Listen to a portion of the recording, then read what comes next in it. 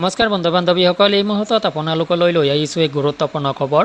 অংগনবাড়ী কৰ্মী সহায়িকা মিনি কৰ্মীৰ বাবে গুৰুত্বপূৰ্ণ কিছু তথ্য আপোনালোকক শ্বেয়াৰ কৰিব যত্ন কৰিম। অৱশেষত বৃদ্ধি পালে অংগনবাড়ী কৰ্মী সহায়িকাৰ দৰমহা, কিন্তু কাৰ্যকৰী নহ'ল পূৰ্বৰ প্ৰস্তাৱ। নতুন দৰমহাক লৈ আপুনি সন্তুষ্ট নে? জনাব পাৰে আপুনি আপোনাৰ মতামত। ইয়াতে দৰমহা সংক্ৰান্তত কিছু জৰুৰী তথ্য আপোনালোকক জনাব যত্ন কৰিম এই ভিডিঅ'টোৰ জৰিয়তে। পূৰ্বৰ প্ৰস্তাৱ কাৰ্যকৰী কিয় নহ'ল, পূৰ্বৰ প্ৰস্তাৱ কাৰ্যকৰী হ'লে কিমান দৰমহা আপুনি লাভ কৰিলেহেঁতেন, এতিয়া বৃদ্ধি সহকাৰে আপুনি কিমান দৰমহা লাভ কৰিব।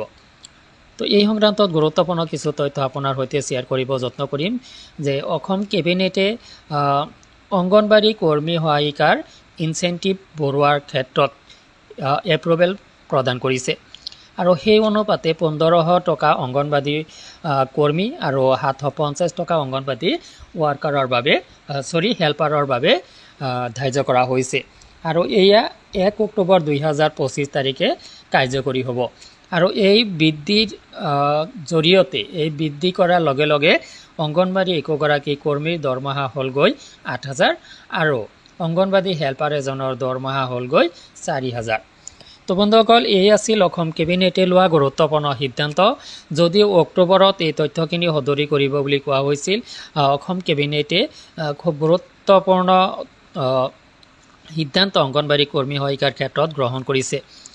তো এইখিনিতে এটা প্ৰশ্ন উদয় হয় যে আপুনি অংগনবাড়ী কৰ্মী সহায়িকা হিচাপে অসম চৰকাৰৰ যি দৰমহা বৃদ্ধি, এই দৰমহা বৃদ্ধিক লৈ আপুনি সন্তুষ্ট নে?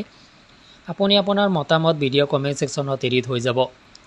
তো এইখিনিতে আহক যে পূৰ্বৰ প্ৰস্তাৱ কাৰ্যকৰী নহ'ল বা পূৰ্বৰ প্ৰস্তাৱ কাৰ্যকৰী নকৰিলে চৰকাৰে, আৰু এনেকুৱাভাৱে কাৰ্যকৰী যদি পূৰ্বৰ প্ৰস্তাৱ যদি অসম চৰকাৰে কাৰ্যকৰী কৰিলে হয়, তেতিয়াহ'লে এই দৰমহাখিনি আপোনালোকৰ অংগনবাড়ী কৰ্মী 8000ৰ পৰিৱৰ্তে 10500 টকা হ'লাক হয় আৰু হেল্পাৰ এজনৰ দৰমহা আপোনাৰ 5000 টকালৈ হ'লাক হয় আৰু মিনি কৰ্মীৰ দৰমহা 7500 টকাৰ ভিতৰত থাকিলেহেঁতেন। কিন্তু ইয়াতে মিনি কৰ্মী সংক্ৰান্তত স্পষ্ট ঘোষণা কিন্তু ইয়াতে নাই। মিনি কৰ্মী সংক্ৰান্তত কোনো ঘোষণা ইয়াতে স্পষ্টকৈ উল্লেখ কৰা নাই। আচলতে মিনি কৰ্মীসকলৰ দৰমহা কিমান বৃদ্ধি কৰিলে বা মিনি কৰ্মীসকলৰ প্ৰসংগটো ইয়াতে কিয় উল্লেখ নাই, এই তথ্যখিনি মই বুজি নাপালোঁ। যদি আপুনি বুজি পাইছে, যদি কিবা ইয়াত ক'ব লগা আছে আপোনাৰ ভিডিঅ' কমেণ্ট ছেকশ্যনত জনাব। লগতে পৰৱৰ্তী ভিডিঅ'ত ইয়াৰ ক্লিয়াৰফিকেশ্যন দিবলৈ মই যত্ন কৰিম। ভিডিঅ'টো দীঘলীয়া হ'ব কাৰণে এই সংক্ৰান্তত গুৰুত্বপূৰ্ণ কিছু তথ্য আপোনালোকক পৰৱৰ্তী ভিডিঅ' জনাবলৈ মই যত্ন কৰিম। মিনি কৰ্মীসকলৰ দৰমহা কিয় উল্লেখ কৰা নাই? মিনি কৰ্মীসকল আচলতে কৰ্মী হিচাপে দৰমহা লাভ কৰিব নেকি? এই এটা ডাঙৰ প্ৰশ্ন। এই প্ৰশ্নৰ সমাধান আপোনালোকক পৰৱৰ্তী ভিডিঅ'ত দিবলৈ মই যত্ন কৰিম। আপোনালোকে ভিডিঅ'টোত জনাব আপোনাৰ মূল্যৱান মতামত। বৰ্তমানৰ যি পৰিমাণে দৰমহা বৃদ্ধি কৰিছে অসম চৰকাৰে, এই দৰমহাক লৈ আপুনি 100% সন্তুষ্ট নে?